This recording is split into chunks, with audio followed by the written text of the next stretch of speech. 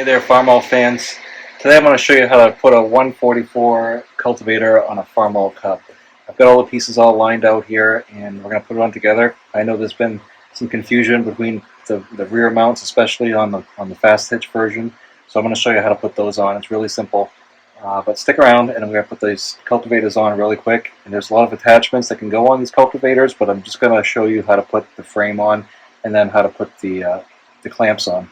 And then you can just add all your attachments as you see fit. So interestingly, but also to add confusion, IH, they had the Cub 144, there was the Super A to 140, 144, and there was also the 274 offset tractor that was a 144T. And a lot of the parts are similar.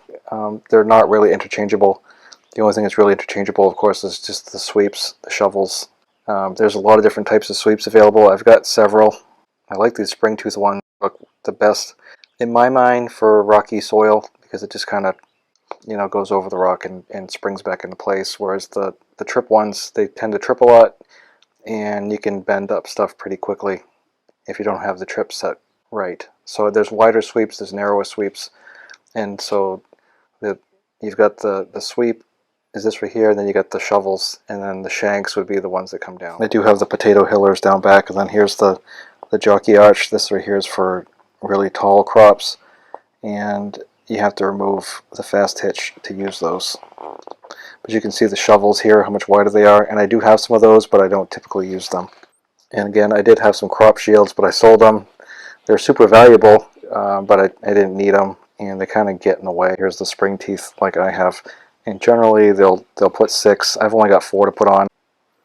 And then you've got the 101A fertilizer attachment, which I do have, and I'll be putting that on shortly, but for today's purposes we're just going to do the cultivator. And then here's the hopper for the fertilizer. You've got the seed drive that you need. So if you're putting on things other than your mounting frame, this is the book you want right here, and you can find reprints of these pretty easily. But there's also a 144 Cub cultivator book.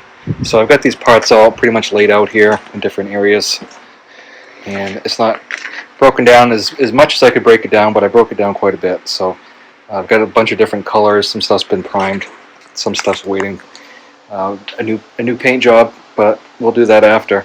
First thing we're going to do is we're going to put the front part on, and we call this the universal mounting frame. So let's put that on first. This is very similar to the frame that goes on the 140 and Super A tractors.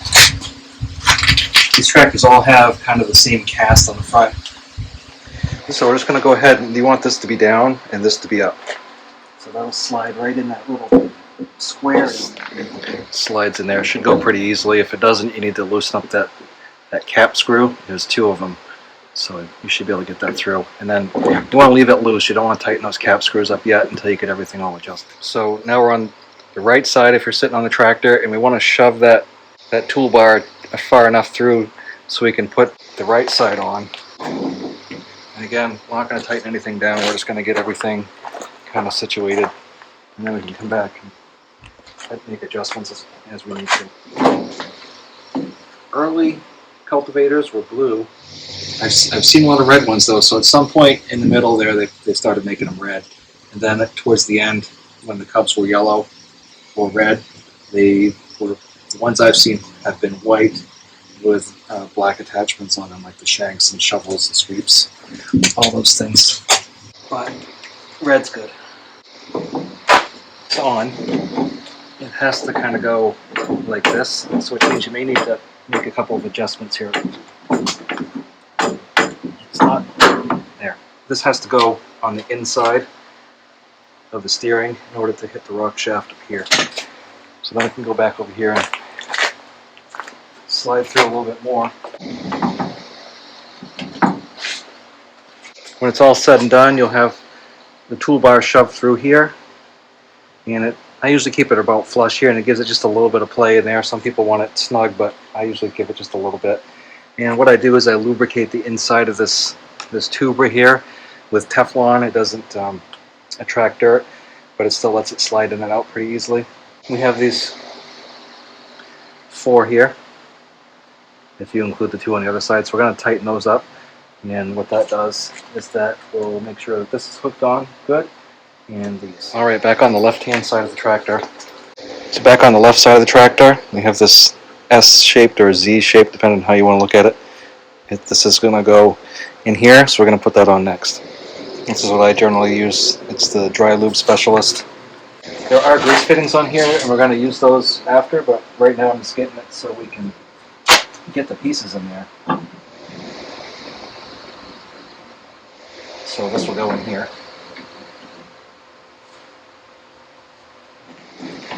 Which goes right in here.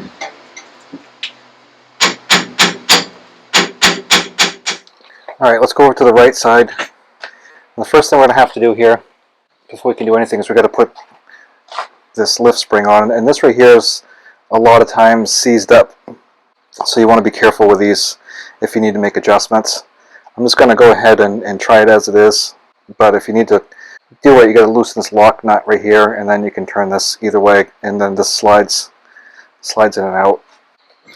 So what we can do is we'll put this in here like that,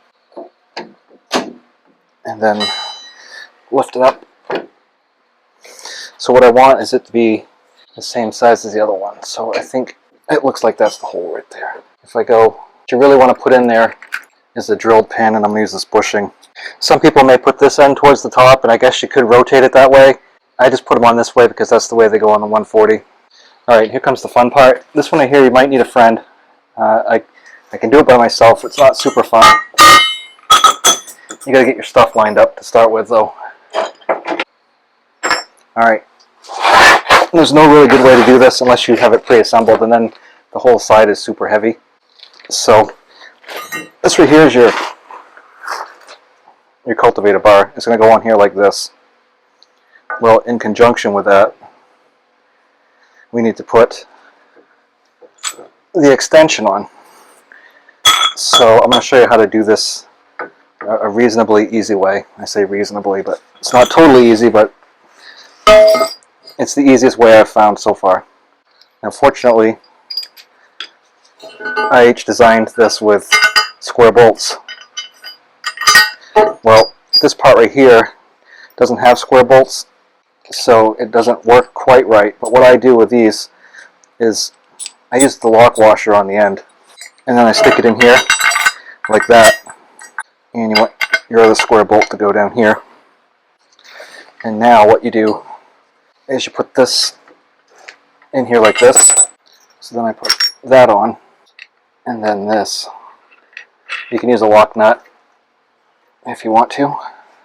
And I've done this a lot of times, and generally what I do when I put cultivators on and take them off is I just take the whole side off, and it's heavy, but it just seems to go a lot easier if you just do the whole thing at once. But I wanted to break it down so you can see. So we're just going to hand tighten this, and there's notches. Everything's all notched out really well. Okay, and then this is your extension. This goes this way because your shank's going to go in here, so you don't want to put it, facing towards Sawyer, or you won't be very happy with yourself. All right, so there's one nut. There's two nuts. And this right here, again, I'm going to make sure this goes where I want it. Now this is going to be able to slide in and out, and this is because of your width of your rows. And this gets you up close to your attachment, or I'm sorry, up close to your rows of your vegetables. I had crop shields, but I sold them. I don't like them. They're too sloppy. So some people love crop shields, but I hated them, and they bring good money, so I ditched them.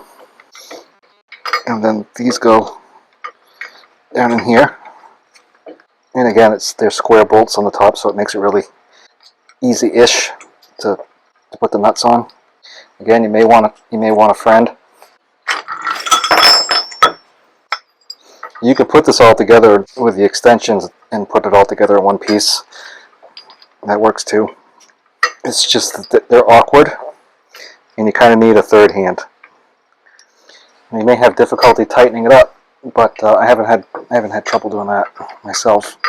Just the weight of it keeps it tight, so those square bolts will set down in, and you can kind of look in there, and see that they're set where they need to be. So I bring these right over here for now, and until I figure out where exactly I want them, and I'm going to hand tighten it. And again, this thing is really heavy, so the gravity keeps the head of the bolt pretty much where you want it. And then this right here, we're going to crank this down now. Now, the way this is designed is the original one, the nut doesn't have a washer on it, and it just kind of like, you loosen it up, and then you push it forward and it drops down. Just make sure everything's set where it wants to be. And then we have all these cap screws. There's 2 here on each side. You have 2 here that hold this to the toolbar. Then you have your 2 cap screws here in the housing of the front of the tractor, and you have 2 more on the other side. So I'm going to go ahead and just snug those up real quick, and then we're going to move on to the back. So we've got our universal mounting frame here. Now this would be used for your planter unit too. You would take this part off, and there's like a U-shaped bracket that goes in the middle, and you can put a middle buster on it, but it also used to hold the planter in place. That's what drags your 1-row planter. I don't like tractor mounted planters because once you've committed to putting it on, your tractor can't do much else with it.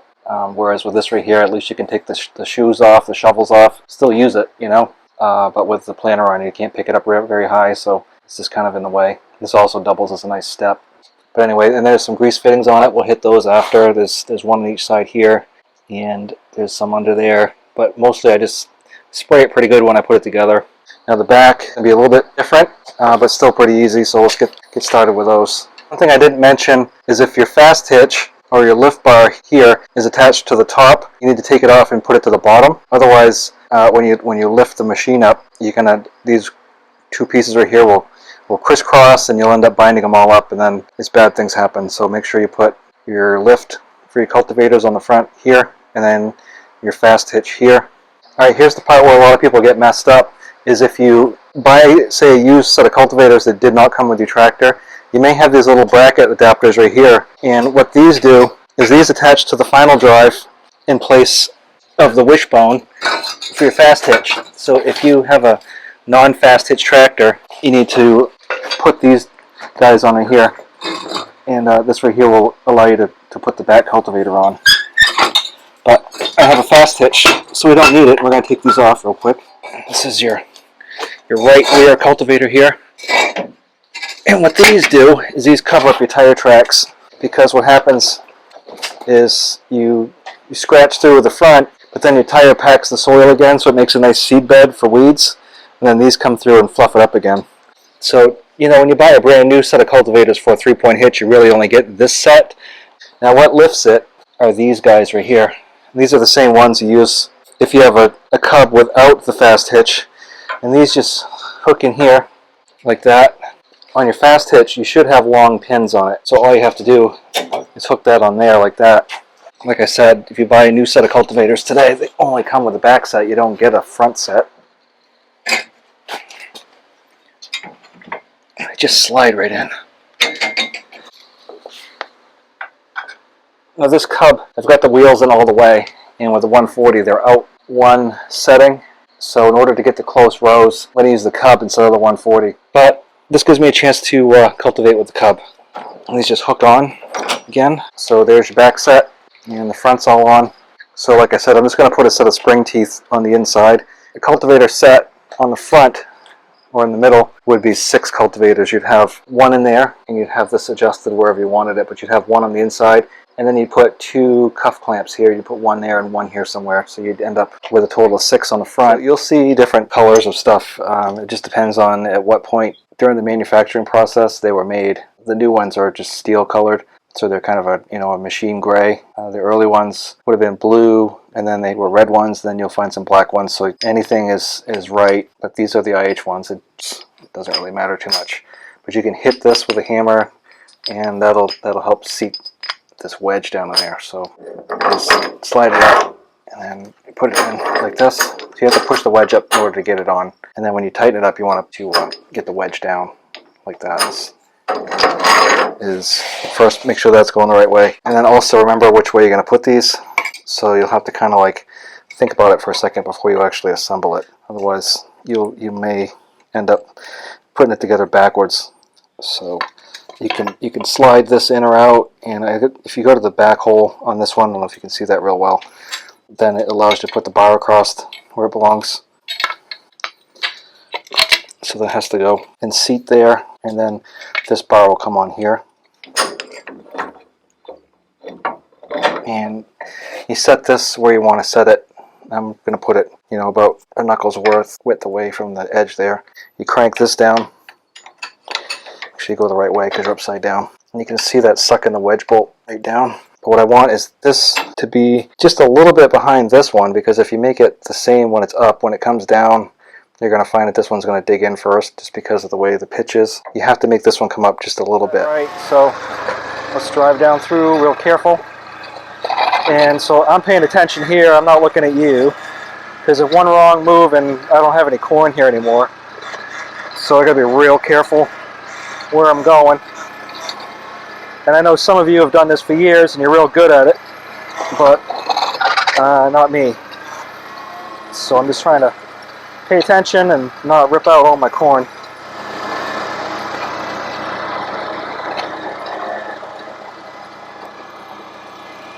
If you have any concerns, or if you have any commentary points of, you know, how you've done it, I appreciate those too. And as always, take care, and I'll see you next time. Thank you for watching.